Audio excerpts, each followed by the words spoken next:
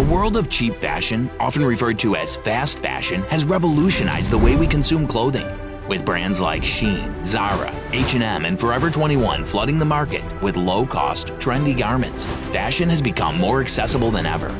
But beneath the surface of affordability and convenience lies a much darker truth. The true cost of cheap fashion is not only measured in terms of dollars, but also in environmental damage, human exploitation, and long-term economic consequences.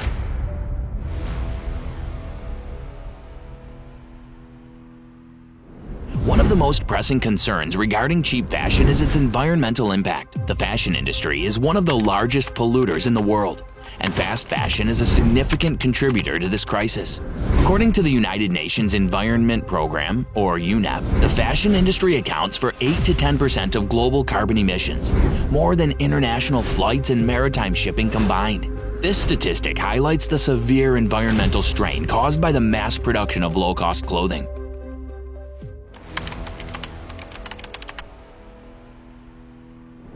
The textile industry is incredibly water-intensive.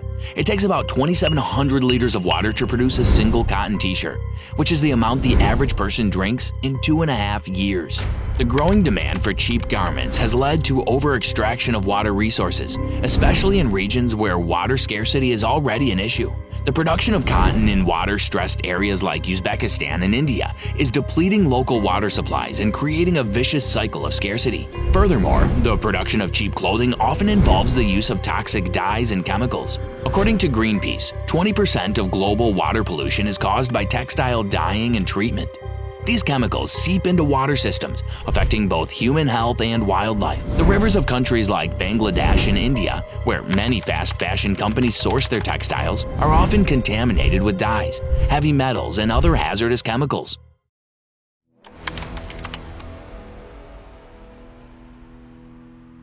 The fast fashion model encourages consumers to buy more clothes and discard them quickly.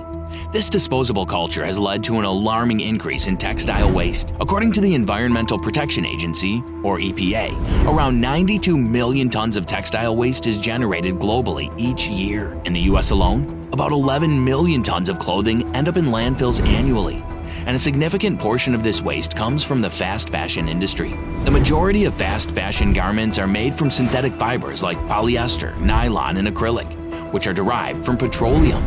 These materials do not biodegrade and can take hundreds of years to break down. As a result, much of the waste generated by cheap fashion contributes to long-lasting environmental damage.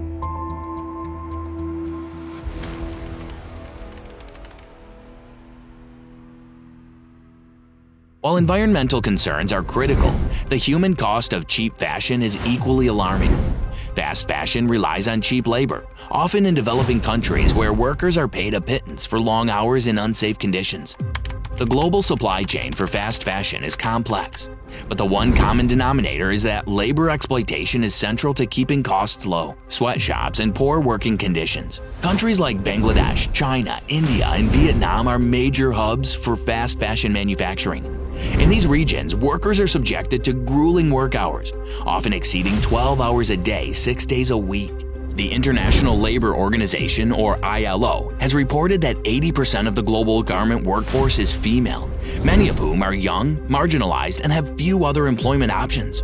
These workers are paid meager wages, often below the legal minimum wage, and are at risk of exploitation by employers. In Bangladesh, for example, the minimum wage for garment workers is around $95 per month, which is far below what would be considered a livable wage in most developed countries. The 2013 Rana Plaza disaster, which killed over 1,100 workers, brought global attention to the dangerous working conditions in the garment industry.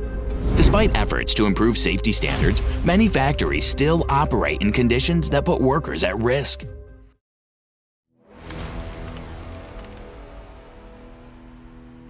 Another significant issue in the fast fashion supply chain is the use of child labor. According to the ILO, 168 million children worldwide are involved in child labor, many of them working in industries like agriculture and manufacturing. In countries like India, children as young as 10 are forced to work in textile factories to produce cheap clothing for global brands. These children often work in hazardous conditions with little or no access to education or healthcare. The low price of fast fashion often hides the broader economic impact on both the local and global economies. While consumers benefit from affordable clothing, the cost is often borne by developing countries and their workers. In addition to exploitation, fast fashion stifles local economies and promotes a cycle of dependency on low-wage labor, undermining local markets in many countries. The rise of cheap fashion imports has led to the decline of local textile industries. Traditional garment makers, often relying on handcrafting techniques, struggle to compete with the flood of inexpensive mass-produced clothing from global brands. In countries like India, local artisans who have been making textiles for generations find it increasingly difficult to survive as fast fashion giants dominate the market. This undermines local economies and perpetuates a reliance on foreign companies, preventing long-term economic growth and sustainability.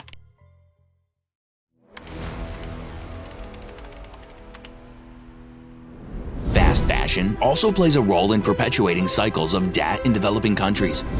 Many workers in the garment industry live paycheck to paycheck with little financial security. Some workers, especially women, take out loans to cover basic expenses, only to find themselves in deeper debt as their wages remain stagnant. In countries like Bangladesh, the rise of microfinance loans for workers in the garment industry has become a significant issue, with many workers trapped in a cycle of borrowing to survive. While the fast fashion industry is a significant part of the problem, consumers also have a role to play in changing the narrative.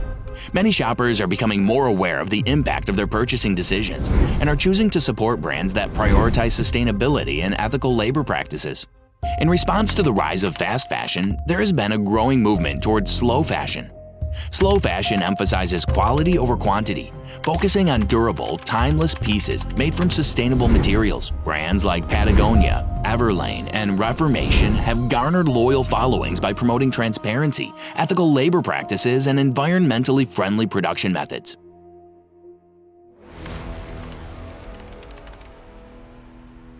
To combat the negative impact of fast fashion, some governments and organizations are pushing for stricter regulations on the fashion industry. The European Union has introduced regulations requiring fashion brands to disclose more information about their supply chains and environmental impact. In the US, some states have started introducing laws that require companies to address human rights and environmental concerns in their supply chains.